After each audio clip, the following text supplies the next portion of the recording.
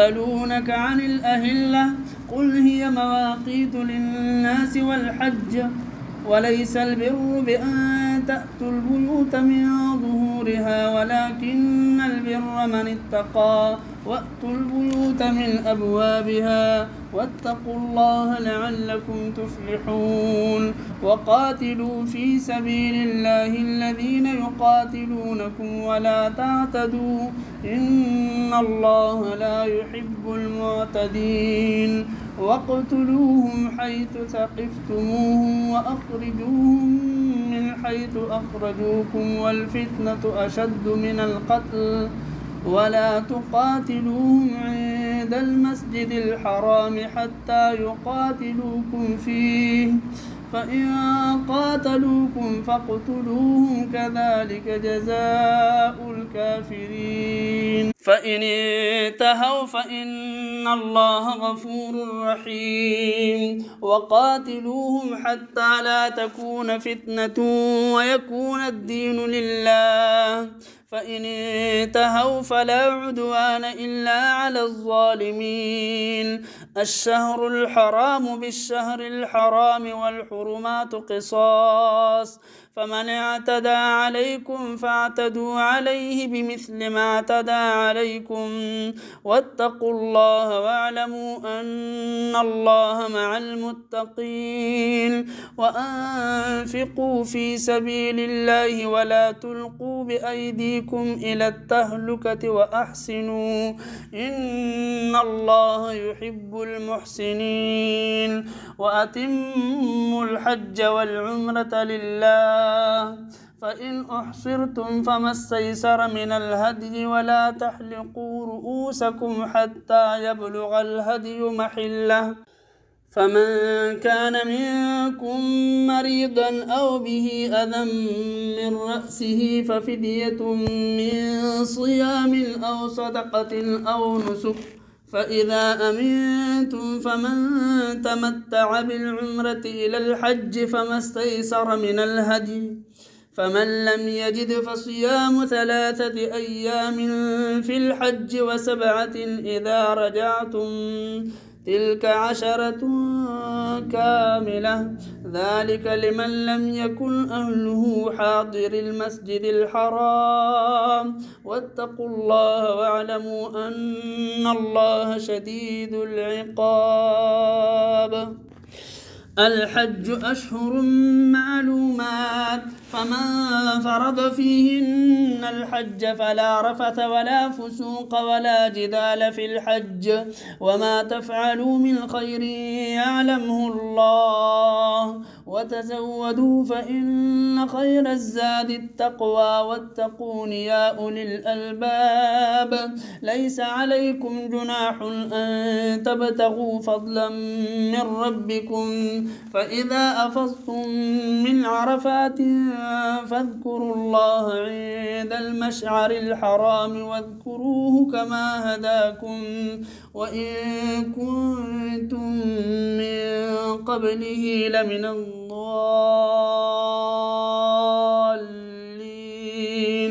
ثم أفيضوا من حيث أفاض الناس واستغفروا الله إن الله غفور رحيم فإذا قضيتم مناسككم فاذكروا الله كذكركم آباءكم أو أشد ذكرا فمن الناس من يقول ربنا آتنا في الدنيا وما له في الآخرة من خلاق ومنهم من يقول ربنا آتنا في الدنيا حسنة وفي الآخرة حسنة وقنا عذاب النار أولئك لهم نصيب مما كسبوا والله سريع الحساب واذكروا الله في أيام معدودات فمن تعجل في يومين فلا إثم عليه ومن تأخر فلا إثم عليه لمن اتقى واتقوا الله واعلموا أنكم إليه تحشرون. ومن الناس من يعجبك قوله في الحياة الدنيا ويشهد الله على ما في قلبه وهو ألد الخصام، وإذا تولى سعى في الأرض ليفسد فيها ويهلك الحرث والنسل، والله لا يحب الفساد. وإذا قيل له اتق الله أخذته العزة بالإثم فحسبه جهنم ولبئس المهاد. ومن الناس من يشري نفسه ابتغاء مرضات الله والله رؤوف بالعباد. يا أيها الذين آمنوا ادخلوا في السلم كافة ولا تتبعوا خطوات الشيطان إنه لكم عدو مبين. فإن زللتم من بعد ما جاءتكم البينات فاعلموا أن الله عزيز حكيم. هل ينظرون إلا أن يأتيهم الله في ظلل من الغمام والملائكة وقضي الأمر وإلى الله ترجع الأمور. سل بني إسرائيل كم آتيناهم من آية بينة ومن يبدل نعمة الله من بعد ما جاءته فإن الله شديد العقاب. زين للذين كفروا الحياة الدنيا ويسخرون من الذين آمنوا والذين اتقوا فوقهم يوم القيامة والله يرزق من يشاء بغير حساب. كان الناس أمة واحدة فبعث الله النبيين مبشرين ومنذرين وأنزل معهم الكتاب بالحق ليحكم بين الناس فيما اختلفوا فيه وما اختلف فيه إلا الذين أوتوه من بعد ما جاءتهم البينات بغيا بينهم فهدى الله الذين آمنوا لما اختلفوا فيه من الحق بإذنه والله يهدي من يشاء إلى صراط مستقيم. أم حسبتم أن تدخلوا الجنة ولما يأتكم مثل الذين خلوا من قبلكم مستهم البأساء والضراء وزلزلوا حتى يقول الرسول والذين آمنوا معه متى نصر الله ألا إن نصر الله قريب. يسألونك ماذا ينفقون قل ما أنفقتم من خير فللوالدين والأقربين واليتامى والمساكين وابن السبيل وما تفعلوا من خير فإن الله به عليم. كتب عليكم القتال وهو كره لكم وعسى أن تكرهوا شيئا وهو خير لكم وعسى أن تحبوا شيئا وهو شر لكم والله يعلم وأنتم لا تعلمون. يسألونك عن الشهر الحرام قتال فيه قل قتال فيه كبير وصد عن سبيل الله وكفر به والمسجد الحرام وإخراج أهله منه أكبر عند الله والفتنة أكبر من القتل ولا يزالون يقاتلونكم حتى يردوكم عن دينكم إن استطاعوا ومن يرتد منكم عن دينه فيمت وهو كافر فأولئك حبطت أعمالهم في الدنيا والآخرة وأولئك أصحاب النار هم فيها خالدون. إن الذين آمنوا والذين هاجروا وجاهدوا في سبيل الله أولئك يرجون رحمة الله والله غفور رحيم. يسألونك عن الخمر والميسر قل فيهما إثم كبير ومنافع للناس وإثمهما أكبر من نفعهما ويسألونك ماذا ينفقون قل العفو كذلك يبين الله لكم الآيات لعلكم تتفكرون في الدنيا والآخرة. ويسألونك عن اليتامى قل إصلاح لهم خير وإن تخالطوهم فإخوانكم والله يعلم المفسد من المصلح ولو شاء الله لأعنتكم إن الله عزيز حكيم. ولا تنكحوا المشركات حتى يؤمن ولأمة مؤمنة خير من مشركة ولو أعجبتكم ولا تنكحوا المشركين حتى يؤمنوا ولعبد مؤمن خير من مشرك ولو أعجبكم أولئك يدعون إلى النار والله يدعو إلى الجنة والمغفرة بإذنه ويبين آياته للناس لعلهم يتذكرون. ويسألونك عن المحيض قل هو أذى فاعتزلوا النساء في المحيض ولا تقربوهن حتى يطهرن فإذا تطهرن فأتوهن من حيث أمركم الله إن الله يحب التوابين ويحب المتطهرين. نساؤكم حرث لكم فأتوا حرثكم أنى شئتم وقدموا لأنفسكم واتقوا الله واعلموا أنكم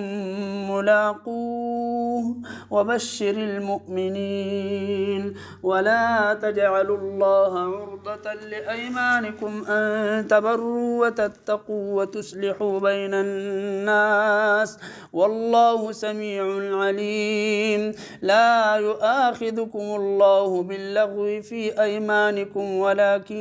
يؤاخذكم بما كسبت قلوبكم والله غفور حليم. للذين يؤلون من نسائهم تربص 4 أشهر فإن فاءوا فإن الله غفور رحيم. وإن عزموا الطلاق فإن الله سميع عليم. والمطلقات يتربصن بأنفسهن 3 قروء ولا يحل لهن أن يكتمن ما خلق الله في أرحامهن إن كن يؤمن بالله واليوم الآخر وبعولتهن أحق بردهن في ذلك إن أرادوا إصلاحا ولهن مثل الذي عليهن بالمعروف وللرجال عليهن درجة والله عزيز حكيم. الطلاق 2 فإمساك بمعروف أو تسريح بإحسان ولا يحل لكم أن تأخذوا مما آتيتموهن شيئا إلا أن يخافا ألا يقيما حدود الله فإن خفتم ألا يقيما حدود الله فلا جناح عليهما فيما افتدت به تلك حدود الله فلا تعتدوها ومن يتعد حدود الله فأولئك هم الظالمون. فإن طلقها فلا تحل له من بعد حتى تنكح زوجا غيره. فإن طلقها فلا جناح عليهما أن يتراجعا إن ظنا أن يقيما حدود الله، وتلك حدود الله يبينها لقوم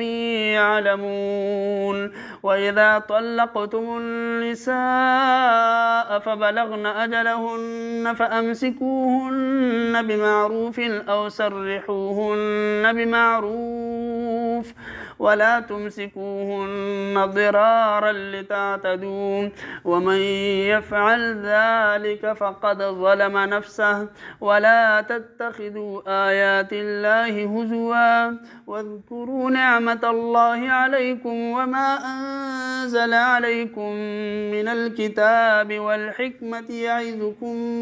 به، واتقوا الله واعلموا أن الله بكل شيء عليم. وإذا طلقتم النساء فبلغن أجلهن فلا تعضلوهن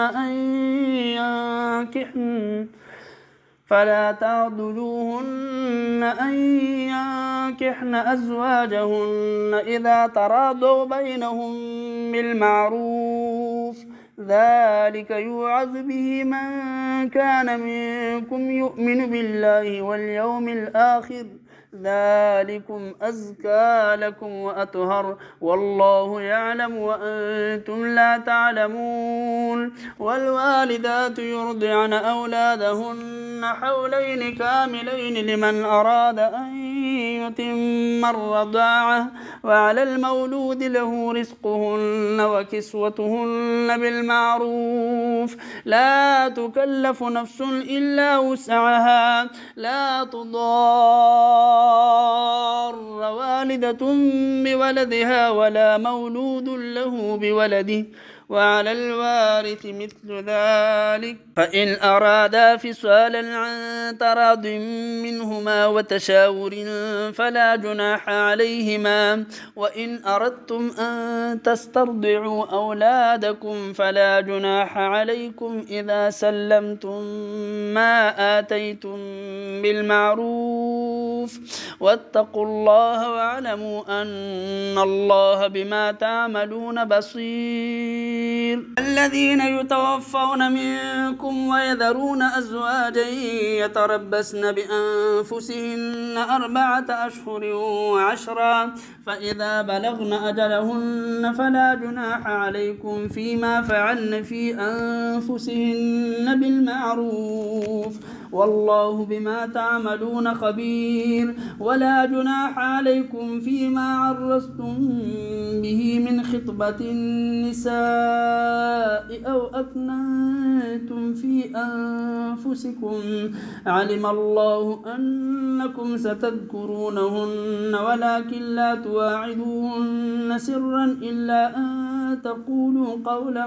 معروفا، ولا تعزموا عقدة النكاح حتى يبلغ الكتاب أجله، واعلموا أن الله يعلم ما في أنفسكم فاحذروه، واعلموا أن الله غفور حليم. لا جناح عليكم إن طلقتم النساء ما لم تمسوهن أو تفرضوا لهن فريضة، ومتعوهن على الموسع قدره وعلى المقتر قدره متاعا بالمعروف، حقا على المحسنين. وإن طلقتموهن من قبل أن تمسوهن وقد فرضتم لهن فريضة فنصف ما فرضتم إلا أن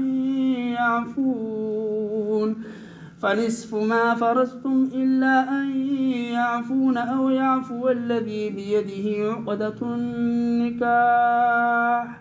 وأن تعفوا أقرب للتقوى ولا تنسوا الفضل بينكم إن الله بما تعملون بصير حافظوا على الصلوات والصلاة الوسطى وقوموا لله قانتين فإن خفتم فرجالا أو ركبانا فإذا أمنتم فاذكروا الله كما علمكم ما لم تكونوا تعلمون والذين يتوفون منكم ويذرون أزواجا وصية لأزواجهم متاعا إلى الحول غير إخراج فإن خرجن فلا جناح عليكم فيما فعلن في أنفسهن من معروف والله عزيز حكيم وللمطلقات متاع بالمعروف حقا على المتقين كذلك يبين الله لكم آياته لعلكم تعقلون ألم تر إلى الذين خرجوا من ديارهم وهم ألوف حذر الموت فقال لهم الله موتوا ثم أحياهم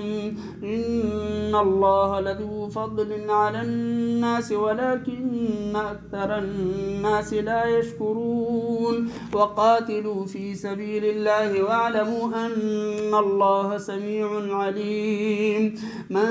ذا الذي يقرض الله قرضا حسنا فيضاعفه له أضعافا